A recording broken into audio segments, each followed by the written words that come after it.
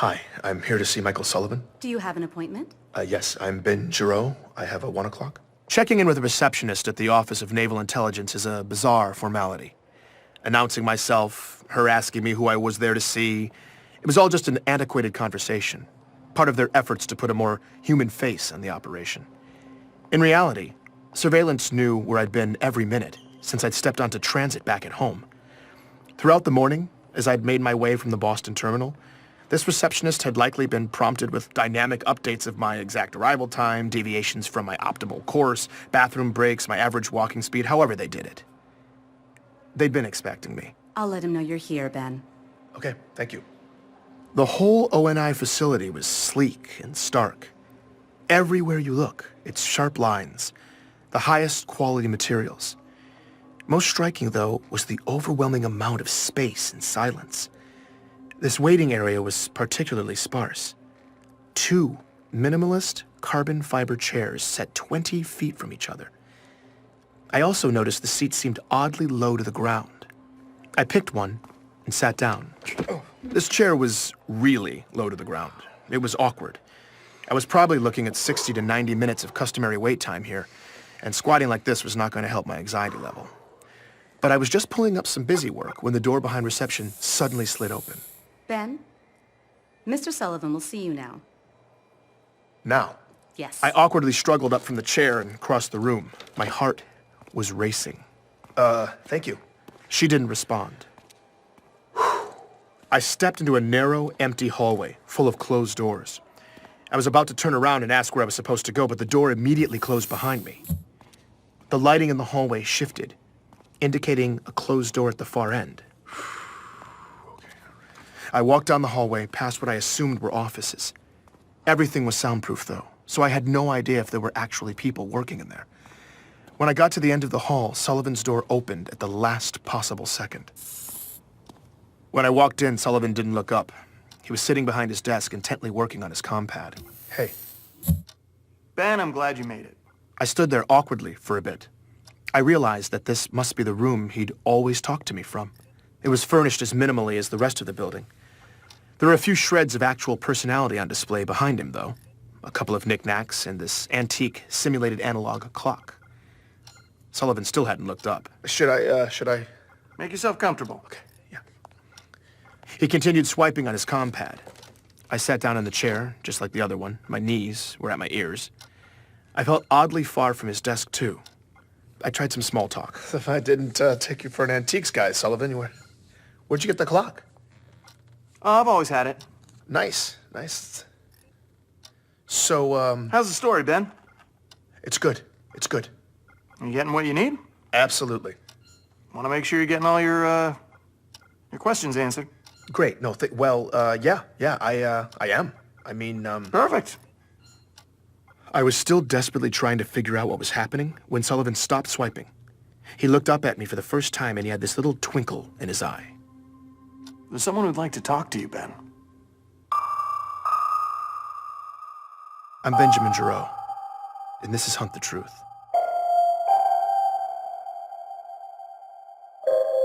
Sullivan was walking fast and I was trying to keep up. The buildings were all connected underground and the whole complex was far bigger than it had seemed outside. As he led me deeper into the maze, the feel gradually became less corporate and more military. And the more military it got, the more nervous I was getting. Didn't realize they let civilians in this far. It's a special day, Ben. Sullivan's department had seemed almost vacant, but now there were more and more people moving through the halls, mostly in uniform. They didn't speak or look up. They just stared down at their compads like Sullivan, swiping as they walked. The ice-cold efficiency of everything was striking. We're here. Sullivan led me into a large, dark conference room, and the door closed behind us. In the center of it, there was a massive, well-lit conference table with several chairs around it. Beyond the lights, the edges of the space and high ceilings faded into shadow. Have a seat. I did as I was told and sat in one of the chairs. It automatically sank beneath me. I squinted into the darkness. I made out that one of the walls was entirely black glass, probably for observation. Need any water? No, I'm all good. I'm all good, thank you. Who am I, Oh, do you need to do a mic check or anything?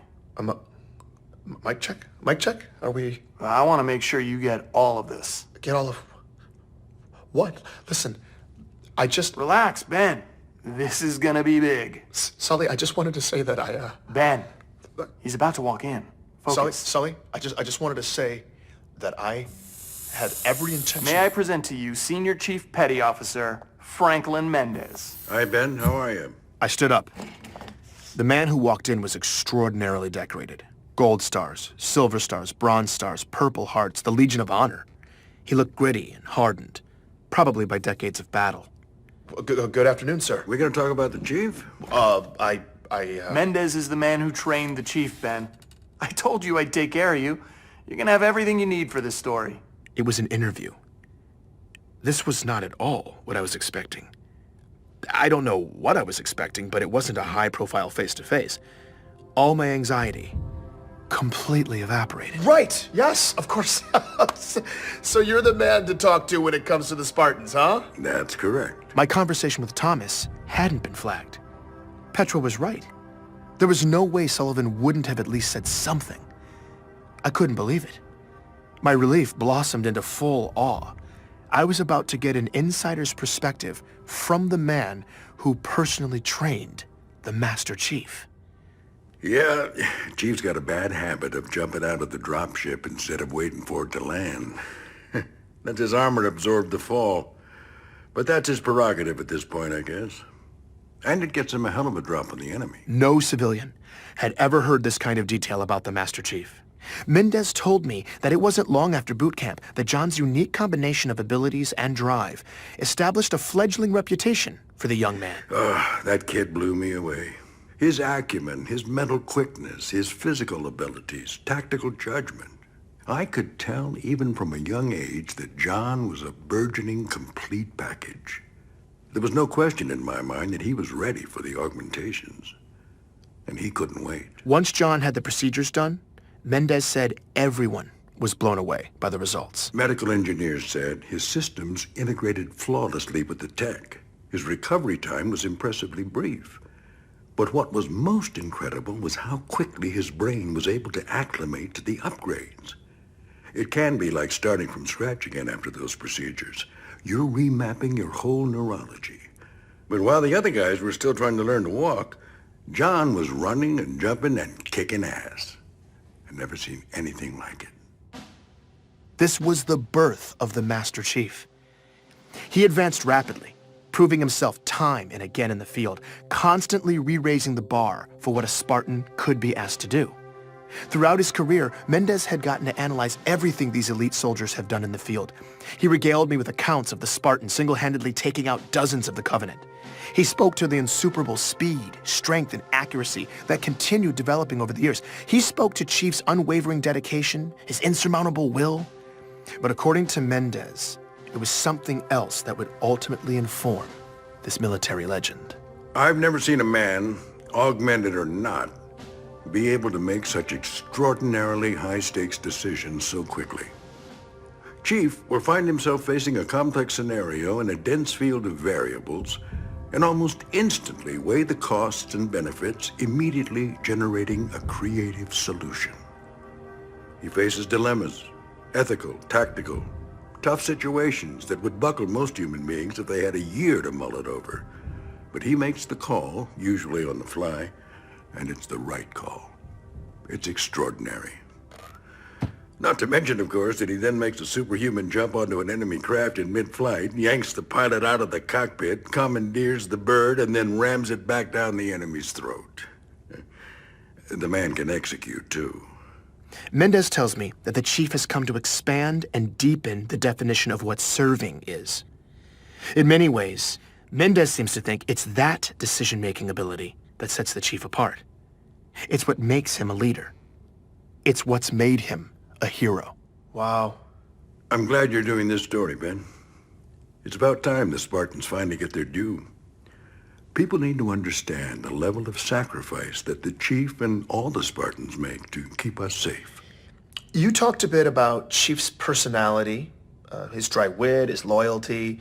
I'm sure you guys don't sit around talking about your feelings much, but in your opinion, do you think being held at that level of responsibility is hard for him? Protecting a whole galaxy, it seems like it would be an unimaginable heavy burden. Lucky for you, you don't have to imagine it. No, it is a heavy burden. But Chief has broad shoulders. He's able to make those decisions and get it done. And he takes that task on willingly and with vigor. It's inspiring. Absolutely, absolutely. It's amazing. But do you think one man should have that much power? You see now, it's your phrasing there that could get you into trouble. It sounds like you're making a presumption that I could find adversarial, which in turn would make your tone condescending, and this conversation decidedly unpleasant. Now that's not something you want, son. No, Would you like to rephrase the question? Of course, I'm sorry. At that moment, the light suddenly changed in the room, and Sullivan started swiping through his compad. Room's turning over. I apologize for the inconvenience, gentlemen, but we are about to get a change of venue. I'm sorry, what I should have said was, if we're leaving these kinds of decisions... Sorry, Ben, hold on a sec. It, looks like we've got access to Jasper 9 now, so we can just head down there if that's all right. Fine with me.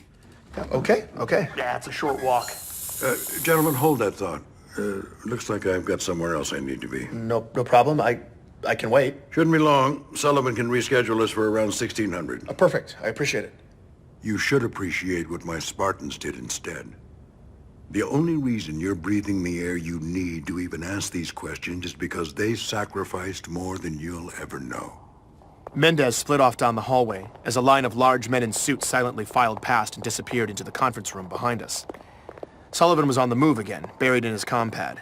I followed after him. Sullivan! Yep. Yeah, where should I report? It's at 1600? It's not up yet? Let's see. Oh no. Wait a minute. What?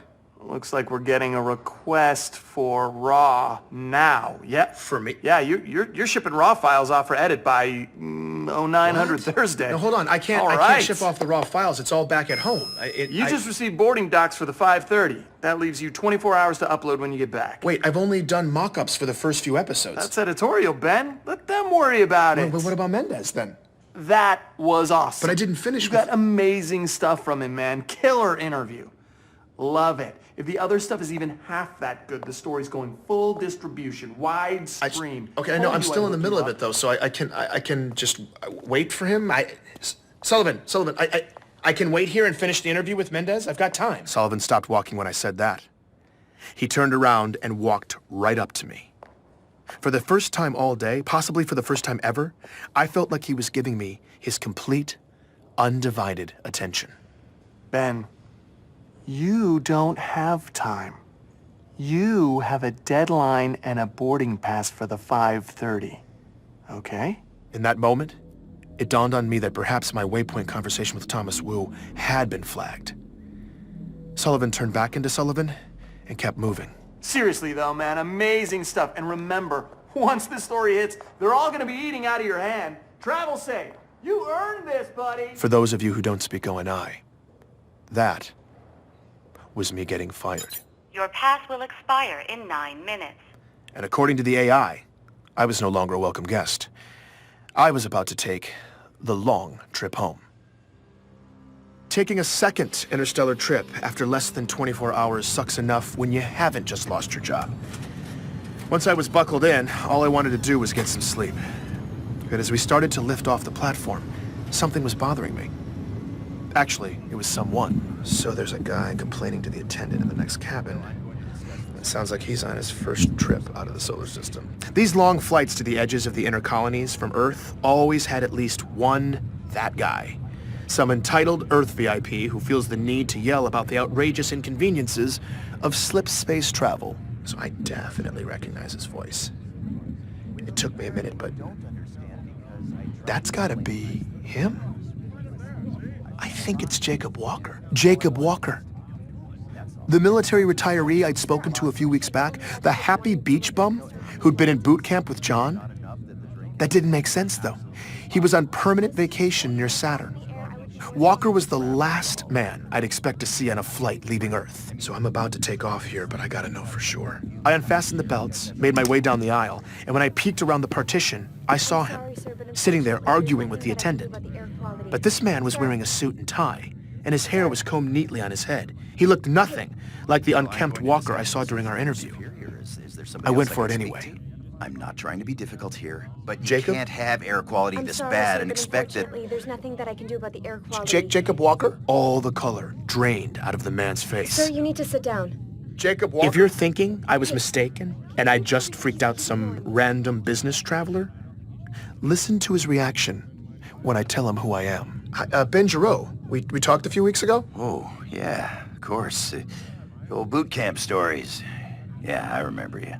That was the Walker I remembered. Are you here on business or something? Walker bumbled awkwardly in the conversation. Personal thing. It looked like he desperately wanted to get away, but he was stuck there. No, what are you doing here on Earth? Oh, I'm just, taking a little trip. Sir, we are airborne. Please take your seat. I thought you were retired. Yeah, I am. That's right, but... Oh, hey, Ben, I thought you were permanently stationed on a beach. Yeah, Sir, last warning. You need to sit down immediately.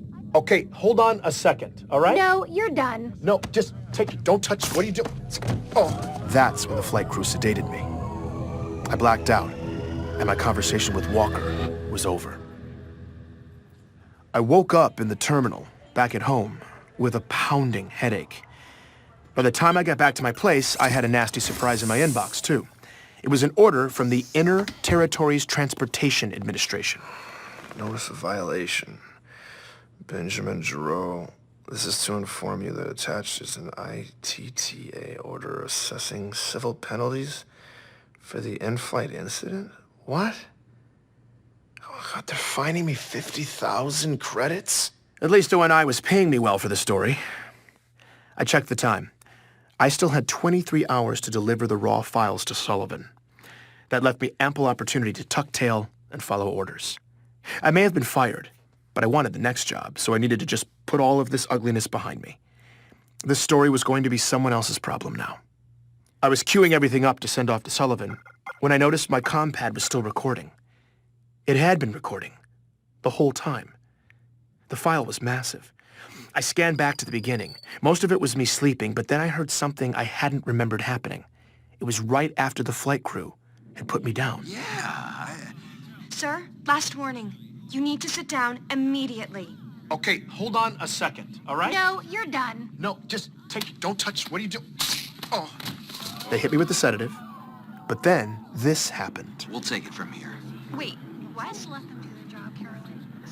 Mr. Giroux, you are legally obliged by ITTA regulations to comply with crew member instructions at all times. Wait a minute. What did you just do to Grab his feet, hit him with another half a mil. More sedative? No wonder I felt so awful. Wait a second, what did he just do to me? What did he... You'll be fine, Ben. It's not... you're right. Ben, they called me. I scrubbed through the rest of the recording. This is them carrying me through the transfer terminal to my connecting flight. Yeah, I'll be out for another 12. We're good. What the hell was he doing on that flight? I don't know, but... The no intersect was max priority here. How could that even happen? The system shouldn't even let you cross itineraries like that. Yeah, it's bad. And Sullivan's gonna hear about it. They had to be talking about Walker and me. But why? They didn't want me to know he was on Earth for some reason. They loaded my limp body into the shuttle, propped me up, and strapped me in. They even said goodbye. Have a safe trip, Ben. Ben, like they knew me. Come on, let's get out of here. I played the recording again.